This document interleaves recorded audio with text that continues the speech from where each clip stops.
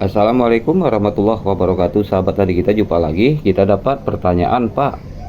Saya memiliki jenis bibit yang pertumbuhannya itu seperti melambat gitu ya. Dan ada juga tanaman kopi saya, Pak, ketika tumbuh kok daunnya itu kecil ya, keriting, bahkan di sekitar batangnya itu seperti berlumut gitu ya, berlumut atau berkerak seperti itu, sahabat tani. Apakah itu bagus, Pak, untuk saya jadikan bibit? Karena saya takut, Pak, nanti terlanjur tanam, menunggu tahun setahun atau 2 tahun, nanti tahu-taunya gagal panen gitu ya, atau gagal buah. Oke, sahabat tadi ya, akan saya jawab, sahabat tadi. Oke, untuk jenis ciri-ciri bibit yang terbaik itu, sahabat tani, tergantung dari benihnya ya. Benih yang sahabat tani ambil itu benih dari mana? Benih langsung dari indukan yang bagus atau benih yang diambil dari indukan asalan. Nah, seperti itu. Patokannya seperti itu. Karena buah kopi yang melimpah dan lebat itu tergantung dari induknya sendiri, sahabat. Nah, contoh lain, misal kita ini mau memelihara ayam ya, ayam siam gitu. Kita sudah pasti harus mencari indukan jantan dan betinanya itu yang memiliki kekuatan yang seimbang, sehingga memiliki kekuatan dalam beradu ya, atau lain-lain seperti itu, sahabat. Nah, jadi kalau sudah indukannya memang bagus, sahabat ya, itu sudah pasti jaminan buahnya akan lebat sebagaimana dia mengikuti induknya, sahabat. Dan ada contoh lain nih, sahabat. Jikalau sahabat mengambil biji langsung dari kebunnya atau dari pohon indukannya, yang patut diperhatikan itu pohon indukannya sehat ya, sehat. Yang kedua, pohon indukannya itu setiap tahun berbuah lebat. Nah, tapi bagaimana, Pak, kalau saya mendapati buahnya lebat tetapi dalam keadaan kopinya belum berpangkas gitu ya, gitu. Itu bisa juga, sahabat, itu bisa. Ya. Kalau kopi belum berpangkas atau sudah terpangkas tapi buahnya non stop, selalu lebat setiap tahun, itu cocok ya, sahabat ya. Dan selanjutnya, sahabat, kebanyakan kalau kita jadikan bibit yang berkualitas itu bagusnya dari indukan ya, dari indukan, bukan dari cabutan atau dari biji yang jatuh ke tanah, bukan dari situ sebenarnya, sahabat. Loh, kenapa, Pak? Emangnya bibit cabutan atau bibit yang tumbuh di tanah itu apa tidak bagus? Bagus, sahabat, tetapi tidak maksimal ya, tidak 100% bagus. Loh, kenapa demikian, Pak? Ya karena gini, sahabat. Buah-buah yang jatuh dari cabang kopi tersebut ya, kadang-kadang jatuhnya itu karena sentuhan ya. Misal ada musang ya, musang memakan buah kopi khusus yang merah, lalu tersentuh dengan buah yang masih kuning, lalu jatuh ke tanah. Nah, itu jadi kalau buah yang masih kuning belum merah ya, itu biasanya, sahabat, pertumbuhannya kurang bagus, sahabat. Nah, jadi makanya saya anjurkan lebih baik sahabat tani kalau mencari biji langsung itu ke pohon indukannya, bukan yang jatuh ke tanah, atau bukan bisa disebut bukan bibit cabutan. Nah, seperti itu lebih jaminan kalau sahabat tani ambil di indukan. Nah, seperti itu ya. Dan yang selanjutnya, sahabat, lakukan persemaian itu dengan cara mengupas ya, mengupas terlebih dahulu buah kopinya ya. Kopi kan memiliki ciri khas kulit berwarna merah ya, itu berwarna merah tanda bahwa kopi itu sudah matang dan sudah layak dipanen dan sudah layak juga dibibitkan, seperti itu, sahabat. Jadi kita jangan lupa kupaskan ya. Loh, jadi, Pak, sebagian orang ada juga loh, Pak, begitu petik buah merahnya langsung disemai ke tempat gitu ya, tapi tumbuh kok, Pak. Ya memang tumbuh, sahabat, tapi tumbuhnya itu untuk untungan gitu ya, sahabat ya. Kenapa demikian? Di setiap buah di dalam indukan itu, indukan pohon kopi itu pasti ada biji di dalam buah yang sebelahnya kosong atau sebelahnya berpenyakit ya. Sebagus apapun indukan kopi tersebut, pasti ada yang terserang lalat isap buah, seperti itu. Jadi kalau kita tidak kupas buah merahnya, kita tidak akan tahu biji di dalamnya kayak apa, kualitasnya seperti apa. Nah, jadi itulah bahayanya kalau biji bersama kulitnya langsung kita semai untuk dijadikan bibit. Nah, itu biasanya tumbuhnya tidak merata, sahabat ya, tidak normal, tidak merata. Bahkan biji yang ada dalam buah yang kita semai dalam tanah itu, di dalam itu kita tak tahu, kadang-kadang ada belatungnya, ada ulatnya di situ, akan menghingga memakan biji-biji yang sudah kita semai gitu ya, maka lalu terjadilah pertumbuhan yang tidak normal, seperti itu, sahabat. Nah, jadi baiknya dikupas dulu ya, buah merahnya itu, lalu nanti disortir ya, direndam di dalam air, itu akan kelihatan biji mana yang tidak bagus kualitas, dia akan mengapung. Kalau biji yang bagus biasanya akan tenggelam. Nah ya, ada juga biji dia tenggelam tetapi ada bercak-bercak hitam gitu ya di biji tersebut ya. Itu juga tidak bagus untuk bibit. Nah itu gunanya lebih baik kita menyemai, dikupas dulu bijinya, buahnya ya, gitu, biar terlihat di dalamnya seperti itu.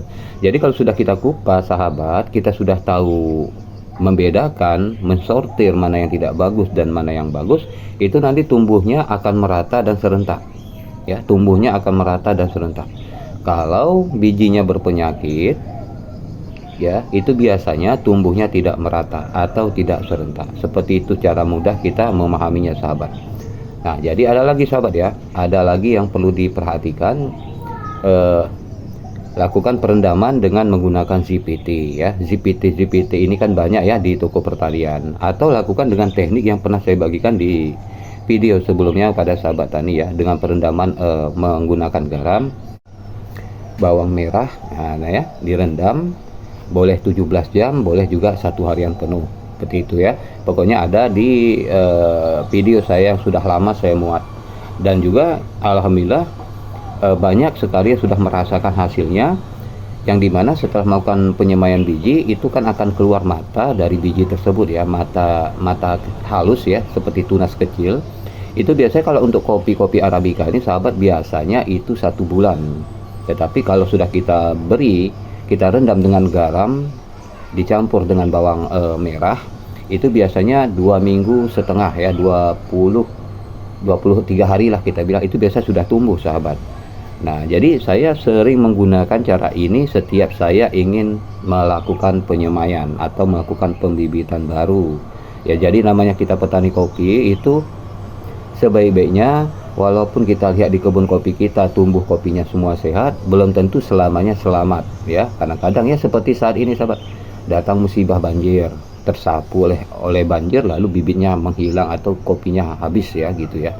Jadi dengan ada persediaan stok, kita bisa terus menyisip tanpa harus menunggu lama sahabat. Nah seperti itulah cara saya sahabat. Walaupun tanaman kopi saya di lahan saya sudah penuh, sudah memungkinkan, tetapi saya tetap menyemai untuk stok sahabat, untuk jaga-jaga. Nah karena biasanya nih penyakit seperti layu fusarium ya, atau busuk akar atau jamur upas itu sering menyerang di saat kopi lagi berbuah banyak ya. Itu sering menyerang. Kalau sudah menyerang ya udah, kita tinggal tunggu waktu, kita lakukan pembongkaran ya, kita lakukan pembongkaran, lalu kita berikan pengapuran di lubang tertentu, atau kita bakar lubang tersebut, lalu nanti 1 bulan kemudian barulah kita tanam ulang kembali bibit baru, seperti itu sahabat.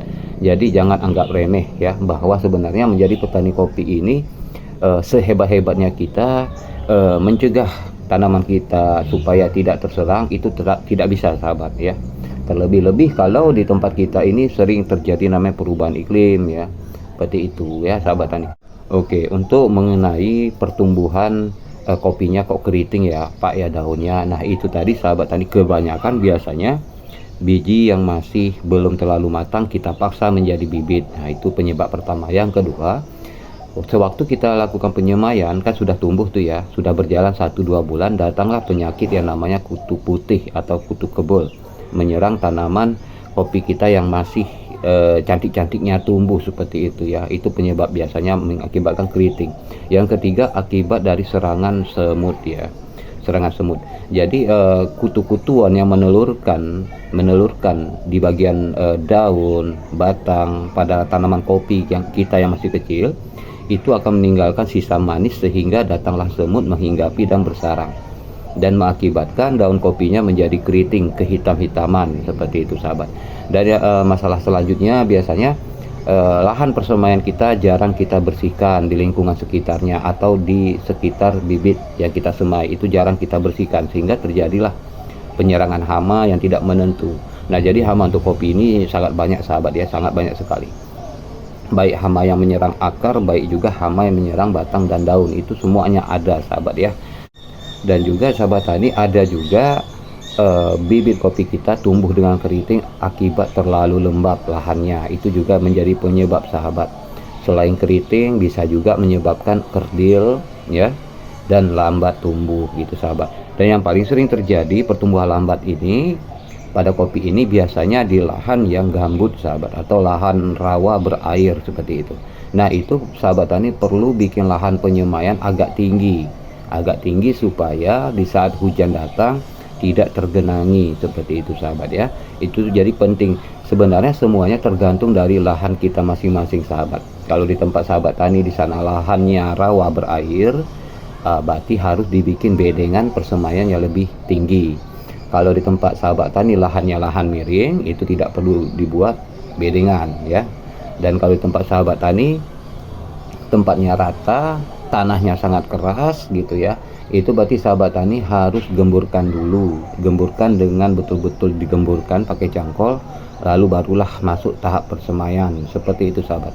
Nah ini saya menyatakan ini pada sahabat tani melalui dan berdasarkan pengalaman saya yang sudah bertahun-tahun bahkan puluhan tahun ya, dalam bertani kopi khususnya Arabica.